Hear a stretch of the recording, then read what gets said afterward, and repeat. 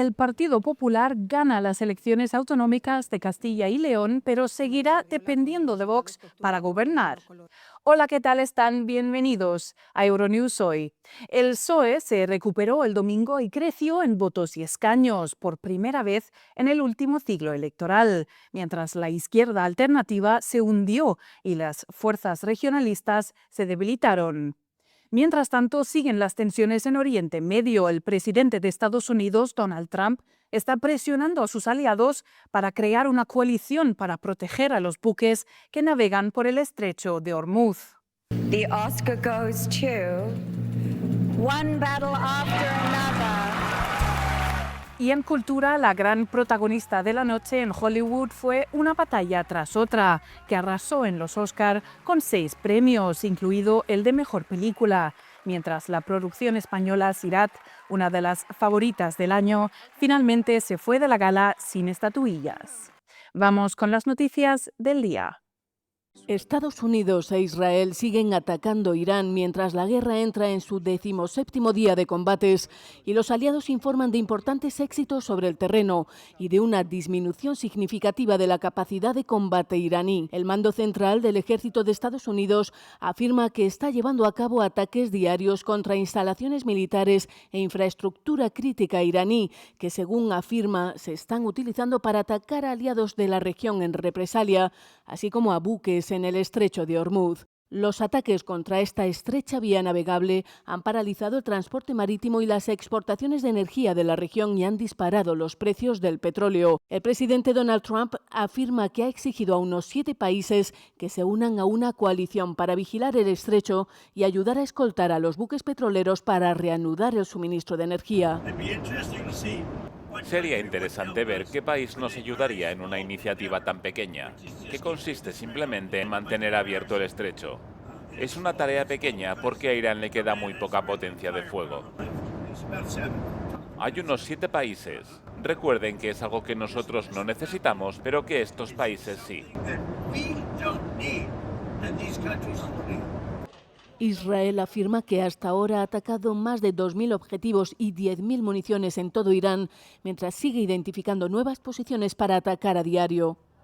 Tenemos un plan de combate organizado y bien planificado. Todavía tenemos misiles de objetivos en Irán y cada día surgen nuevos objetivos. El régimen ya está debilitado y nosotros seguimos debilitándolo cada día más. Es inestable y lo oculta a sus ciudadanos.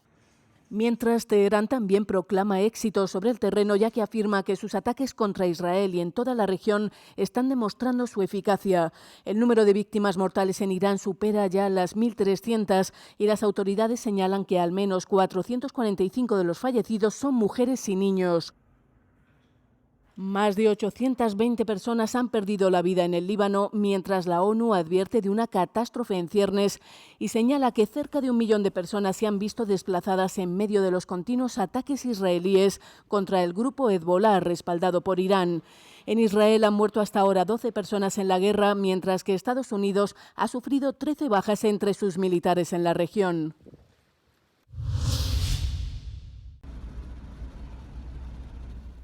A medida que el conflicto en el Golfo entra en su tercera semana, Emiratos Árabes Unidos mantienen un estrecho contacto con los gobiernos europeos. En declaraciones a Euronews, Lara Nuseibet, secretaria de Estado del Ministerio de Asuntos Exteriores, valora positivamente las conversaciones con los europeos, que han sido uno de los socios internacionales más comprometidos desde que comenzó la crisis. Hemos estado en contacto frecuente con diferentes gobiernos de todo el mundo desde que esto empezó, pero diría que los europeos nos han apoyado muchísimo, no solo por las comunidades residentes de aquí a las que también están tratando de ayudar, sino por las sólidas alianzas y las relaciones en las que hemos invertido a lo largo de los años con los aliados y socios europeos. La región desempeña un papel fundamental en los flujos energéticos mundiales y el comercio marítimo, por lo que cualquier interrupción podría tener consecuencias de gran alcance para las economías europeas. Nuseibet ha afirmado que los Emiratos Árabes Unidos consideran que su asociación con Europa es fundamental para mantener la estabilidad. En cuanto al suministro energético, somos un proveedor responsable y comprometido con el mercado energético mundial y seguiremos haciendo todo lo que podamos. Pero también somos muy sinceros con nuestros socios, al igual que han hecho otros proveedores de la región, sobre que a menos que se aplique la resolución 2817 del Consejo de Seguridad de la ONU y sea vinculante para Irán, habrá repercusiones, habrá consecuencias. Por eso es importante hoy que Europa lo entienda y este sería mi mensaje a mis amigos europeos. Ante todo, gracias. Estamos agradecidos a los europeos que viven aquí y consideran este su hogar. Estamos orgullosos de la resiliencia y la capacidad de adaptación que habéis demostrado en estos tiempos difíciles, como ha dicho nuestro presidente, de contar con ustedes como socios de los Emiratos Árabes Unidos y de nuestra empresa de construcción nacional. Pero en segundo lugar, lo que están defendiendo aquí no es solo a los Emiratos Árabes Unidos.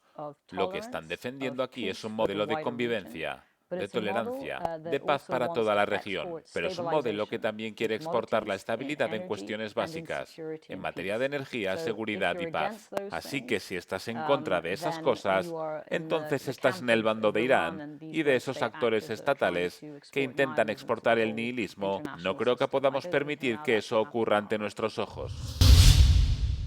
En la última jornada del Foro Global de Bakú se celebró una mesa redonda sobre cómo reestructurar el sistema internacional y muchos aquí dicen que ya era hora. Entre ellos dos antiguos líderes de lo que antes era el polvorín de los Balcanes, que han criticado la guerra de Estados Unidos e Israel contra Irán. El expresidente de Serbia arremetió contra lo que él llama el lado salvaje de la historia. La guerra con Irán ha desencadenado una nueva crisis tras Ucrania, incluyendo una segunda gran potencia en la guerra. Ahora mismo se critican mutuamente Rusia, Estados Unidos y Rusia por el desmantelamiento del derecho internacional, pero eso puede provocar graves problemas y una crisis en todos los países de la región. Incluso Azerbaiyán puede verse muy afectado. El líder de la oposición democrática contra el régimen de Milosevic también criticó los bombardeos liderados por Estados Unidos en Serbia durante la guerra de Kosovo y otras acciones actuales. Cuando las grandes potencias intentan conquistar parte de otros países soberanos o intervienen de esta manera capturando a presidentes de otros países o asesinando a presidentes de otros países miembros de las Naciones Unidas, se crea una situación desastrosa. Entonces, ¿cuál es la solución? Tadic afirma que no hay salida sin un reinicio liderado por la ONU. La Casa Blanca y Donald Trump están fracasando al subestimar a Irán. No pueden resolver este conflicto dentro de unas semanas. Esto no es posible y no es una solución probable a este conflicto. Creo que ahora mismo necesitamos interlocutores. Nos estamos adentrando en una etapa más salvaje de la historia y tenemos que volver al derecho internacional. Y esta es la única solución que hay. Tenemos que reforzar la autoridad de la ONU y de las instituciones multilaterales. Por otro lado, el expresidente de Croacia, que llevó a su país a ingresar en la Unión Europea en 2013, teme una espiral descendiente global si no se encuentra una solución diplomática. Cosas como el petróleo como fuente de energía, los alimentos y el hecho de que millones de personas huyan de la guerra generan nuevos problemas. Y es un problema humanitario muy grave también. Por eso incluso teme una tercera guerra mundial. Este tipo de guerras tienden a generar nuevas guerras, especialmente cuando las superpotencias están interesadas en el desarrollo como Rusia, China y demás. Me preocupa seriamente que uno de los posibles escenarios sea una guerra mundial.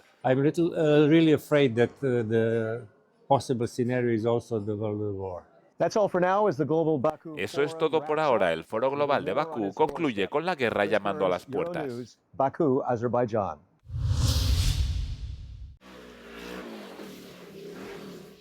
La actividad de vigilancia Arctic Sentry de la OTAN y el ejercicio militar Cold Response que se llevan a cabo en el Ártico tienen lugar en algunas de las condiciones más duras a las que se enfrenta la alianza, con temperaturas extremas y un terreno montañoso y deshabitado.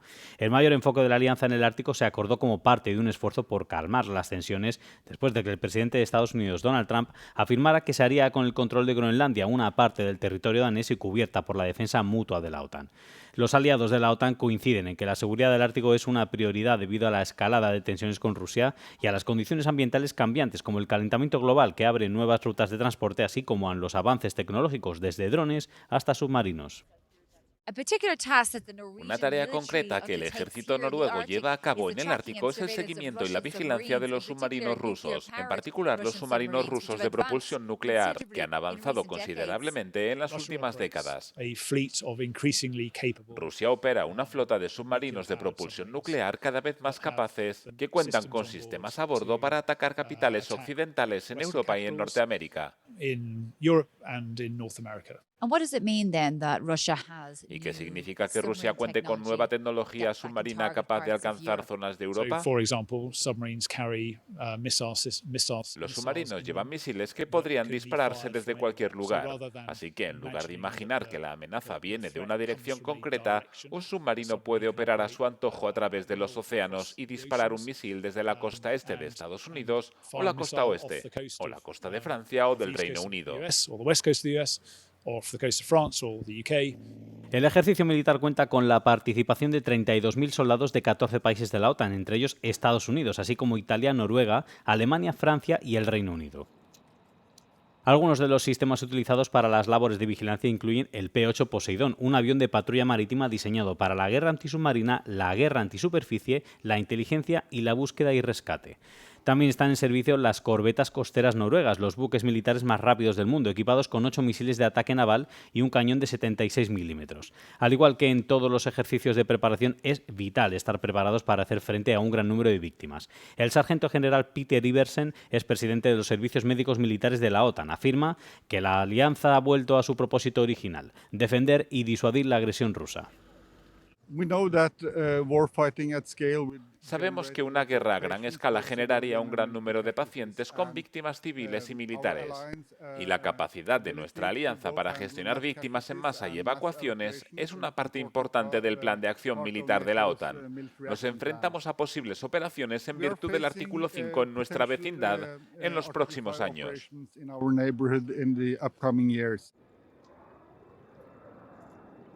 Aunque la atención mundial se centra actualmente en Oriente Medio, donde Turquía, país aliado, ha interceptado misiles balísticos, la OTAN afirma que el aumento de la inestabilidad global requiere un enfoque de vigilancia integral de 360 grados.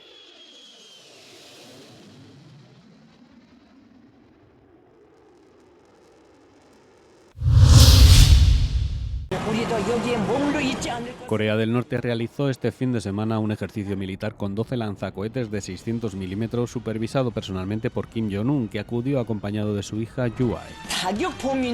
Los cohetes impactaron en un objetivo marino situado a más de 364 kilómetros de distancia en el Mar del Este, lo que Pyongyang describió como precisión total.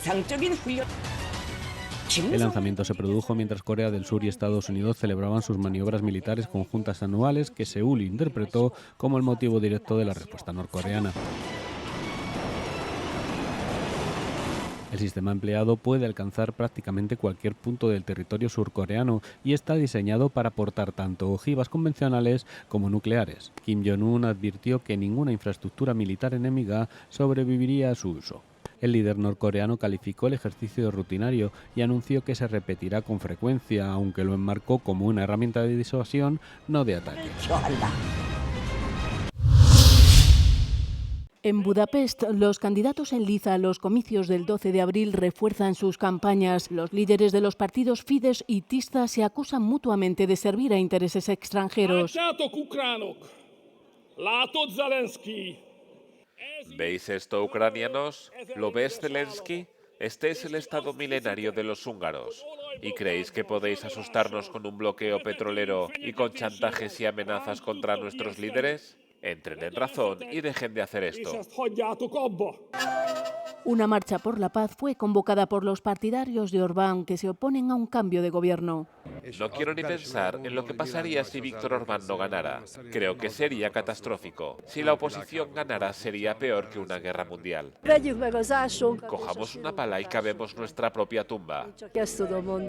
Decenas de miles de personas marcharon por el centro de Budapest para mostrar su apoyo a Orbán antes de unas elecciones que se le han puesto cuesta arriba al partido Fidesz. El partido de oposición Tista también reunió a las multitudes. Los partidarios del líder Peter Magyar corearon consignas contra la corrupción y a favor de una Hungría proeuropea. Mi intención es hacer una demostración de fuerza. Si los indecisos nos ven, sabrán a quién votar. Peter Magyar estableció un paralelismo entre Orbán y anteriores regímenes opresores de Hungría que también se aliaron con Rusia. En su desesperación, el aspirante a emperador recurrió al zar del KGB contra los ciudadanos amantes de la libertad de Hungría, tal y como ocurrió en 1849 y en 1956. En Hungría, el próximo 12 de abril, Viktor Orbán se enfrenta en las elecciones a un rival que podría derrotarle por primera vez en 16 años. Una investigación de la agencia de noticias alemana dpa ha revelado que el Partido Popular Europeo, el grupo conservador más grande del Parlamento, habría estado colaborando estrechamente con miembros de la extrema derecha para aprobar leyes de inmigración más restrictivas. Un análisis de varias conversaciones privadas de WhatsApp, así como de reuniones presenciales, indica que la cooperación entre el PP y partidos como la AfD alemana es mucho más profunda de lo que se ha querido reconocer por ambas partes. El proyecto de ley de migración de la Unión Europea, que propone deportar a las solicitantes de asilo a centros de retorno en terceros países fuera de la Unión y con muy pocas garantías de que sus solicitudes salgan adelante, llevaba meses estancado después de que los socialdemócratas se negasen a respaldarlo. Para evitar ese estancamiento, el PPE habría presentado una nueva propuesta a los ultraderechistas del ECR, liderados por la delegación italiana de Giorgia Meloni, así como a Patriotas por Europa y Europa de las Naciones Soberanas, al que pertenece la AfD. El líder del PPE, Manfred Weber, no ha negado la existencia de las negociaciones, pero ha restado importancia a su relevancia política, alegando que no controla los grupos de chats de su personal. Los socialdemócratas, la izquierda y activistas pro-migración advierten de que la medida podría violar los derechos fundamentales y romper de forma permanente el cortafuegos del Parlamento Europeo contra los grupos de la extrema derecha. En la mayoría de los ayuntamientos franceses, el resultado de la primera vuelta de las elecciones locales está claro. Aproximadamente 2/3 de las localidades deberían haber elegido a su alcalde el domingo por la noche, porque había poca o ninguna competencia. Pero en las grandes ciudades la batalla sigue abierta y podría dar lugar a unas segundas vueltas de alto riesgo el próximo domingo. En París, las encuestas muestran al candidato socialista Emmanuel Grégoire por delante de la candidata conservadora Rachida Dati. En otras grandes ciudades como Marsella y Lyon, los principales candidatos están actualmente codo a codo en esta primera vuelta. Eso significa que en estas ciudades las alianzas serán cruciales antes del próximo domingo. Y algunos líderes políticos ya han marcado líneas rojas. Por ejemplo, el partido del presidente francés Emmanuel Macron, así como Olivier Faure, el líder del Partido Socialista, han descartado cualquier alianza con el partido de extrema izquierda, la Francia Insumisa. Mientras tanto, el partido de extrema izquierda, Francia Insumisa, está llamando a la unidad de la izquierda en las ciudades en las que podría ganar la derecha o la extrema derecha. La segunda vuelta tendrá lugar el próximo domingo y decidirá quién controlará los ayuntamientos de toda Francia con repercusiones a nivel nacional de cara a las elecciones presidenciales de 2027. Este lunes, además, les traemos una entrevista especial. El director de los Latin Grammy asegura a Euronews que los premios podrían volver a España dentro de los próximos 2 años. Los Latin Grammy podrían volver a celebrarse en España en los próximos 2 años. Así lo asegura en una entrevista con Euronews Manuel Abud, director ejecutivo de la Academia Latina de la Grabación, quien confirma que la organización ya mantiene conversaciones con posibles destinos tras el gran impacto cultural y económico de la edición celebrada en Sevilla, la primera que salió de Estados Unidos. Sevilla y la autoridad de Andalucía hicieron un papel espléndido. Creo que ellos también quedaron muy contentos y muy satisfechos con nuestra presencia ahí. Si hay la posibilidad, es más, no le diré la posibilidad, le diré la probabilidad de que regresemos a España. Estamos en estos momentos ya en charlas con algunos destinos y sí le veo probabilidades de que en los próximos 2 años tengamos otra edición de los Latin Grammy en España. Más allá del futuro de los Latin Grammy en España, Abud considera que la música latina atraviesa un momento histórico impulsado por 2 grandes transformaciones. La evolución para mí ha sido, como te decía, no solo por el lado de la propuesta musical, pero también ha habido una evolución en el público receptor. O sea, también en el momento en el que se abre la música a todo el mundo, hay una capacidad receptiva mucho mayor que si está muy limitada y muy filtrada. Si tú te fijas en el pasado, los artistas más relevantes de la música latina tenían que de pronto hacer sus propuestas en inglés, tenían que cantar en inglés. El fenómeno que más me entusiasma el día de hoy es que se les está reconociendo por la música y la música cantada en español. Entonces, eso es algo que yo creo que nos tiene que entusiasmar muchísimo. En esta última emisión del Grammy americano ganó el álbum de Bad Bunny, que es la primera vez que un álbum completamente en español gana álbum del año en el Grammy americano.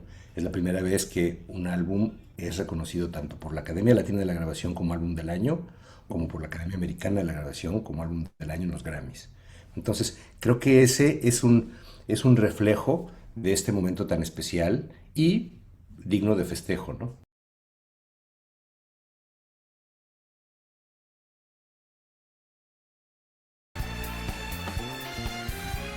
En la noche de los Oscar, una batalla tras otra se impone a los pecadores en unos Oscar que dejaron a Sirat sin estatuilla. La comedia Una batalla tras otra de Paul Thomas Anderson ganó el Oscar a la mejor película y se llevó un total de 6 Oscar de entre 13 nominaciones, incluido el premio Oscar a la mejor dirección. El filme con carga política de Anderson se une a títulos como Eva al desnudo, El padrino parte 2 y En tierra hostil en lograr 6 premios de la Academia. Con Leo, Benicio, Tiana, Sean, Regina y sobre todo Chase, mi chica americana. Chase, tú eres el corazón de esta película. Todo este equipo. Menuda noche. Chicos, tomemos un martini.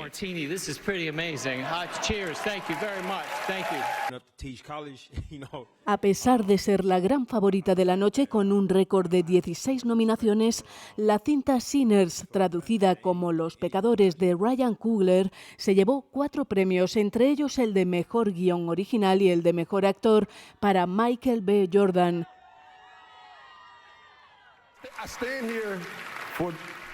Estoy aquí gracias a las personas que me precedieron.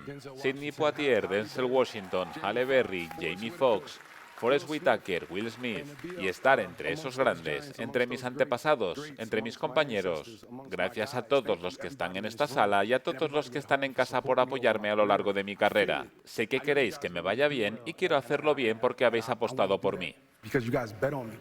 En el ámbito europeo, Joachim Trier, de 52 años, nacido en Dinamarca pero de nacionalidad noruega, ganó el Oscar a la mejor película extranjera por valor sentimental, que tuvo 9 nominaciones. Este Oscar supone la primera victoria de Noruega en esta categoría.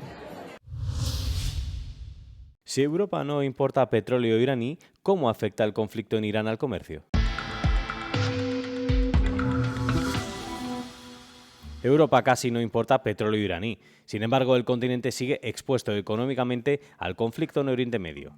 Esto se debe a que los precios del petróleo se establecen en los mercados mundiales y a la existencia del Estrecho de Hormuz, una de las rutas energéticas más importantes del mundo.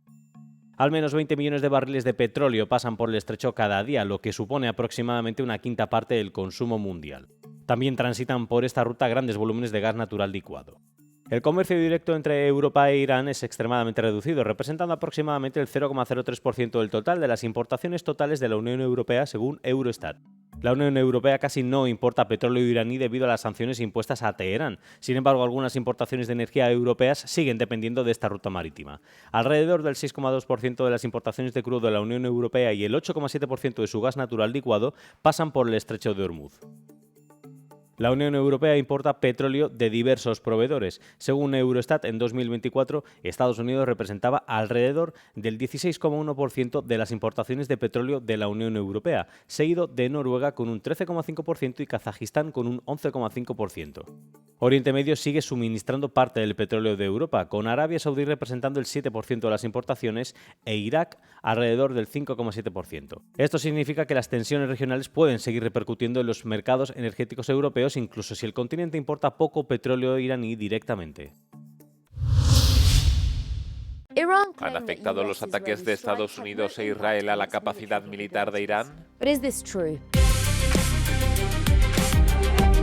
Los atentados bomba en nuestra capital no afectan a nuestra capacidad bélica.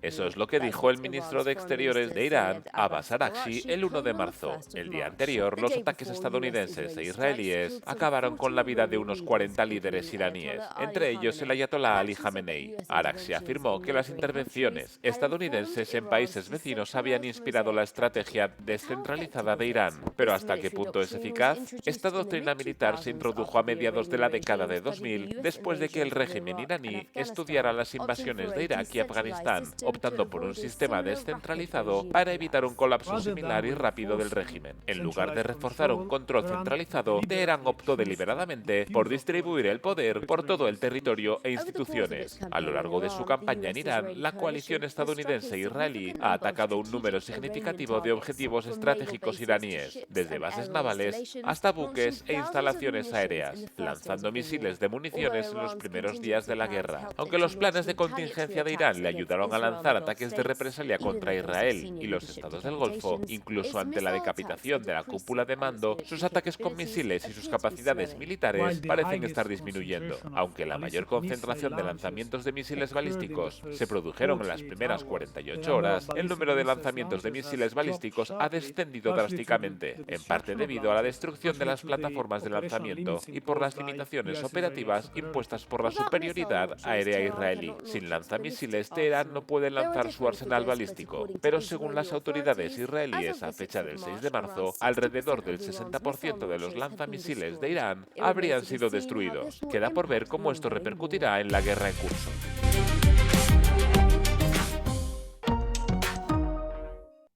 Antes de dejarles con nuestro No Comment del día, les recordamos que pueden mantenerse informados sobre todo lo que ocurre en Europa y el mundo en nuestras redes sociales. Muchas gracias por seguirnos cada día. Que tengan un feliz lunes. Euronews, el tiempo.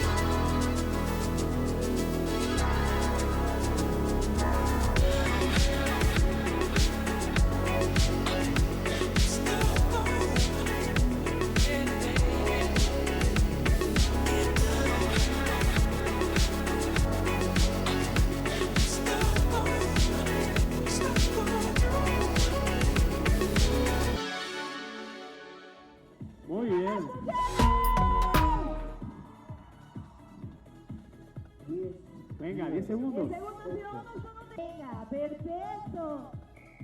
Al pecho, ahora lleva el balón hacia el pecho. Excelente. Eso, bien marcado. Venga. ¿Cómo estás, Conejo Pérez? ¿Cómo estamos? El siguiente lo vamos a iniciar con la pierna derecha. Va. Derecha. ¡Viva México!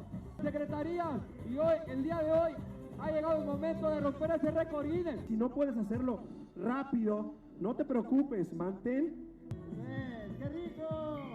Vamos abajo, damos nuestro balón y seguimos, no paramos. Seguimos moviendo. México. 2, 1.